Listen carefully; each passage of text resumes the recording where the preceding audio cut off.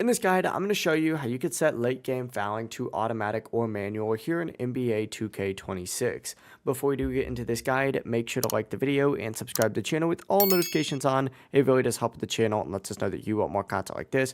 We'd greatly appreciate it. And if at any point throughout this guide you did have any questions, just ask them down in the comment section below and we can help you out further. I'm going to be doing my best to reply to every single comment down there. Now, start off on the main menu. Essentially, what you need to do is just tab over to features up there and then go ahead and open it up and find the coach settings on here. This should be under options on the left hand side. Go ahead and select it to open it up, and you need to scroll down until you find late game fouling. So scroll down on here, you're going to find late game fouling. And you're going to have two different options for this. You're going to have auto or automatic. This essentially means that the game's going to foul for you in clutch situations. And then, of course, you have manual, which means you control when you foul. It really is as simple as that. You could select it and then, of course, adjust it. And as soon as you adjust it, it's going to automatically change. And you don't have to save anything. It actually auto saves. So just back out of here and you'll be good to go.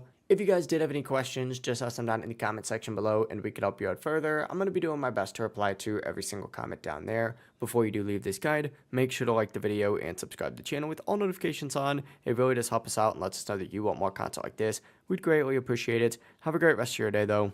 Peace.